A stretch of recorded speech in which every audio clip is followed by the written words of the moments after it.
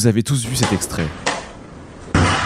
Pourtant, peu de personnes ont réellement compris ce qui se cachait derrière la réaction de Magnus Carlsen. Juin 2025, Norvège. L'atmosphère est tendue dans la salle. Pour cause, l'enjeu de l'affrontement qui va suivre va bien au-delà d'une simple partie d'échecs. D'un côté, il y a non seulement l'actuel, mais aussi le plus jeune champion du monde de l'histoire, Dómaraju Gukesh. De l'autre, le GOAT absolu des échecs depuis 15 ans et actuel numéro 1 mondial, Magnus Carlsen. Une seule question résonne dans la salle, qui est réellement le plus fort? Gukesh doit prouver qu'il n'est pas devenu champion du monde uniquement parce que Magnus n'était pas là. Carlsen doit prouver qu'il est encore le véritable GOAT des échecs.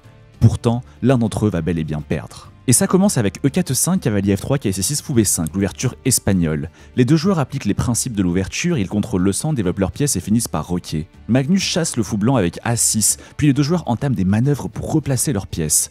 Mais c'est à ce moment-là que Gukesh envoie A5, puis D4, et il montre immédiatement ses ambitions en cherchant à ouvrir la position et à contrôler le centre. Mais Carlsen ne veut pas se laisser faire, après KG6 et cavalier F1, il envoie C5 pour contester le centre à son tour. S'ensuit une grosse série d'échanges où les noirs placent leur fou en B7 sur la grande diagonale, mais D5 est joué par l'Indien afin de le bloquer. Gukesh tente de développer sa dernière pièce en attaquant le fou B6, mais Carlsen répond par le mystérieux fou C8.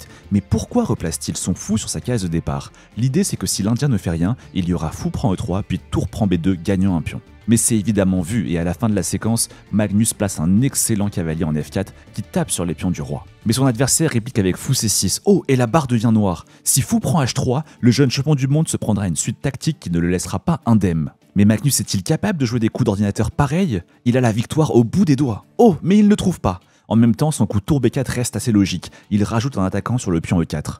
Dame C2 pour blinder le pion, mais après roi H1, Magnus fronce les sourcils. Il joue fou A6 et regardez la manière dont il contrôle toutes les cases de son adversaire, Gukesh est asphyxié. L'Indien essaie de contre-attaquer sur le pion A5, mais fou D3 est joué par Carlsen, c'est sûr que le pion central E4 va tomber. Ce dernier tente de le défendre autant que possible, mais Magnus a déjà tout prévu. H5, prise du pion en A5 avec l'échange des dames, et H4. Si le cavalier bouge, le pion E4 se fera manger. Le jeune Indien commence à se rendre compte qu'il est juste totalement perdant, et contre un joueur du calibre de Magnus, c'est souvent trop tard. Mais Gukesh ne se laisse pas abattre, il joue l'incroyable tour A4. Il s'en fiche du cavalier en G3 qui est en prise. Si Carlsen prend la tour A4 avec l'idée de reprendre le cavalier G3 derrière, l'Indien a juste à reprendre du pion pour obliger le cavalier noir en F4 à partir, laissant donc le fou D3 sans protection. Magnus le comprend et ramène une nouvelle tour sur la colonne B avec tour F8 en B8. Gukesh ne sait pas quoi faire, cavalier F3 pour attaquer la tour du Norvégien, mais toute la position se liquide dans une série d'échanges massifs avant d'arriver dans une finale totalement gagnante pour Carlsen qui a désormais un pion de plus. Dans la tête de 99% des spectateurs, c'est déjà fini. On ne se relève pas d'un tel écart contre le GOAT incontesté des échecs. Pourtant, Gukesh n'abandonne pas, il doit réussir,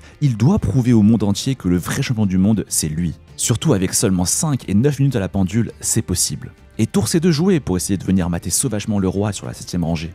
Roi F6, Magnus qui monte le roi, H4 pour l'empêcher de progresser, puis cavalier G5, le champion du monde qui est en train d'attaquer le roi. Échec, échec, Magnus qui hésite, il tremble, tour F2, le Norvégien qui attaque le cavalier avec F6, mais c'est une nouvelle erreur. Regardez comment cette barre devient de plus en plus blanche. Et la tour qui est attaquée, mais Gukesh multiplie les échecs et ramène son roi en G3 pour la protéger. Il n'en croit pas ses yeux, l'ordinateur a beau indiquer Carlsen gagnant, c'est tout sauf clair, surtout avec une poignée de secondes chacun. Est-ce que Magnus Carlsen, lui qui n'a jamais perdu de sa carrière contre Gukesh en partie classique, est réellement en train de s'effondrer face au prodige indien? Et finalement, il n'a pas d'autre choix que de laisser un pion, puis il joue tour F8 pour créer un vis-à-vis avec le cavalier blanc. Échec de l'Indien, Carlsen doit bouger son roi, mais il tremble, il ne peut pas perdre cette partie dans son propre pays, après avoir été aussi gagnant et face à son successeur, ce serait l'humiliation ultime. Il va en E1, mais Gukesh répond immédiatement cavalier D7, attaquant la tour, cavalier E2 échec, oh, et la barre est totalement blanche, mais qu'est-ce que Magnus a raté? Est-ce que son adversaire l'a déjà anticipé? Tour prend E2, roi prend, et il mange la tour. Mais attention, le Norvégien pousse son pion, il est terriblement proche de faire dame. Mais Gukesh se concentre, malgré ses 37 secondes restantes, il met toutes ses dernières forces dans un dernier calcul. Il joue son coup super vite, c'est sûr, il a trouvé. Magnus pousse son pion, cavalier C5 est joué, il ne laisse pas une seconde de répit à la légende en face de lui. Ce dernier continue d'avancer vers la promotion, mais H5, il n'est pas le seul à avoir cette idée de promouvoir un pion. Les pions s'échangent, il débarque en D2 pour empêcher l'arrivée du cavalier blanc.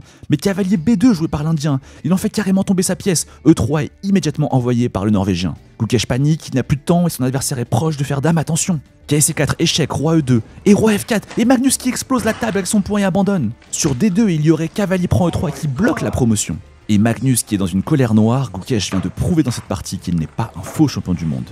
La défaite a fait tellement mal au Norvégien qu'il a annoncé réfléchir à arrêter les échecs classiques après le tournoi. Même Hikaru Nakamura, numéro 2 mondial, qui l'a joué le lendemain, a déclaré « C'est probablement la dernière partie classique que je jouerai contre Magnus Carlsen ». I think there's a very decent chance you've seen the last classical game we'll ever play against each other, and that's how it goes. Mais bon, avec Magnus, on a l'habitude de ce genre de déclaration. Là, il vient de gagner le tournoi finalement, et bizarrement, tout allait pour le mieux après. De son côté, l'Indien est sous le choc, il n'arrive pas à réaliser ce qui vient de se passer. En interview d'après-partie, il dira même que s'il rejouait 100 fois la même position contre Carlsen, il l'aurait perdu 99 fois. 100 times, 99 out of 100 times I would lose, but But you didn't. yeah, just a lucky day.